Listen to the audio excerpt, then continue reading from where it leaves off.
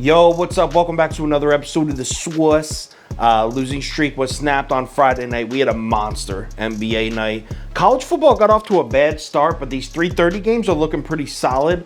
Looks like we're rebounding and going to have a good Saturday. We'll see. I'll keep you posted. But it is now NFL time, and we got an NFC South battle here. We're talking Saints, Falcons. Let's go. Welcome to The Sauce. The Sauce. The Sauce. Hey, get the sauce. All right, like I said, we got Atlanta on the road in New Orleans here. The line is Saints -6. Early bets, maybe slightly leaning Saints, but pretty close to even. Money's basically dead even. This is as of Tuesday morning. Yo, check it out though. So the books moved the line from 6 up to 6.5. As soon as it hits 6.5, a truckload of Falcons money comes in. And as soon as that happens, books drop that right back down to 6. So yeah, the books maybe don't like selling Saints -6 tickets, but they also aren't trying to sell Falcons plus 6.5 tickets either. So we're at Saints -6 as of Saturday night. So let's cap this game. If you subscribe to this channel, you already know the first step. We're running the numbers through the spreadsheet. According to the analytics, the line for this game should be Saints -12.9. So a huge lean on the Saints here, a full touchdown lean on the Saints. All right, let's run through a quick breakdown, and obviously we'll start with the Saints quarterback situation. Jameis Winston, I'm thinking out for the year. I don't know if they even announced it, but most likely out for the year. Trevor Siemian was announced to be the starting quarterback this week. I believe Taysom Hill is also back. From everything I'm reading, he's back. Does this change our view of the Saints? How does that affect us when making our bets on the Saints this weekend? Well, obviously the starting quarterback has changed, so you have to take it into consideration, but this Saints team has been carried by his defense all year. The offense has not been very special this entire season, and even the best parts of this offense, they've been run heavy. The passing game has been nothing all year. I'm not saying losing Jameis Winston is completely meaningless, but how big of a drop-off do we really think that is? You know what? Speaking of offenses, the Falcons are coming off a game where they put up just 213 total yards and 13 points total in the entire game. Wow. Just when it looks like the Falcons are turning things around, they go and put up 213 total yards and 13 points in an entire 4 quarters of football. Now, I can't sit here and slam the Falcons offense. They haven't been terrible this year, but they're really, really lacking in the big play department. And now that Calvin Ridley is officially done, he's out with mental illness issues. Yo, who's going to make big plays for this team? You know this team is 30th out of 32, 30th in the NFL in passing plays of 20-plus yards. The reason that's especially important this week, I just got done talking about how the Saints are carried by their defense, right?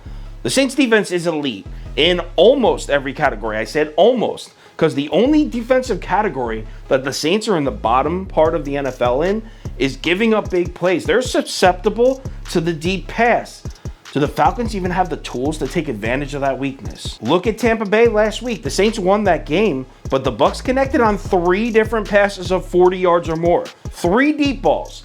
This Saints defense, you can beat them if you can go over the top. Problem is the Falcons don't go over the top. They don't even, Pitts is good, but if you throw Lattimore on Pitts, how are you going to go over the top? As far as the Falcons defense goes, for this game, I look specifically at the run defense because you got a Saints team with a new quarterback. By the way, the Saints first in the NFL in run play frequency. They run the ball more often than any other team in the NFL. So can the Falcons stop the run? Not really. Atlanta's 20th in the NFL in yards per carry against. But here's the thing. So I wrote that note down. But then I was like, you know what? Who has Atlanta even played? Have they even played a team that runs the ball yet? So I took a look at the Falcons' schedule. So Atlanta played Tampa, got smoked. We know they played the Bucs. But other than that Bucs game, look at the teams that Atlanta's played here. You got the Eagles, the Giants, Washington, Jets, Dolphins, Panthers. How do you play a schedule like that and still only have the 20th best rush defense in the NFL? If you play that schedule, you should be in the top 10 in opponent's yards per carry. How is this Falcons team only 3-4 playing that schedule? In fact, I'm going to cut the video off right there. I've said all I need to say. I already know who I'm picking. What's up, guys? It's the Prop Beaver. It's the Prop Beaver. And I got a fantastic play for you guys today, so let's go ahead and get right into it. All right, so if you look at the Saints defense, they've actually been clamping tight ends all season long. They're only allowing 4.5 catches and 37 yards on average to to opposing tight ends this season. Now, coming off his worst performance yet against Carolina, a lot of people are thinking Kyle Pitts has to bounce back this week against New Orleans, right?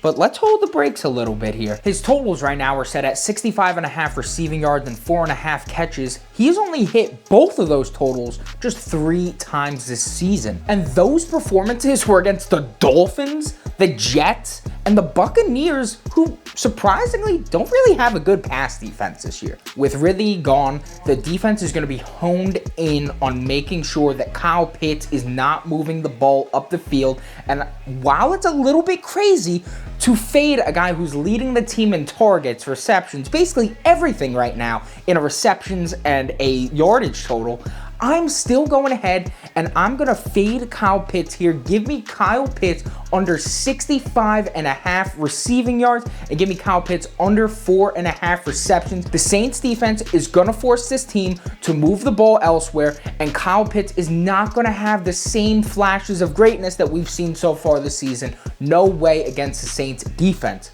All right, guys, now I gave you my best bet for this game, but if you want my best 3 plays tomorrow overall, then go ahead and follow me on Twitter at AJ Bascone. I'll be tweeting out my 3 best plays at 11:30 tomorrow. Remember, Chiefs, I'm the Beaver, and I don't give a damn. I'm taking New Orleans here. Give me the Saints -6. I would lay a full 7 here if I had to. Luckily, I don't. Saints -6. I think there's a good chance the Falcons don't even hit double digits. I think it's possible. I'm going to say final score, Saints 28, Falcons 13.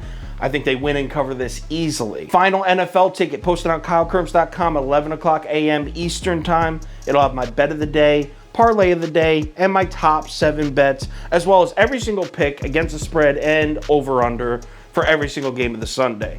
Make sure you check that out. Also, if there's any crazy last-minute changes, injury updates, money shift, line movement, anything like that, I will put it on my Twitter, Instagram story, and Facebook. So make sure you check one of those 3 platforms before you place your bet. NFL Week 9. We're in Week 9 already. Let's get this money and have a great Sunday. Hopefully this Saturday night's great. We got loaded stuff. NBA's about to start. Canelo, UFC, ton of stuff tonight. Let's make some money tonight. Let's make some money tomorrow. I'll talk to you on Twitter.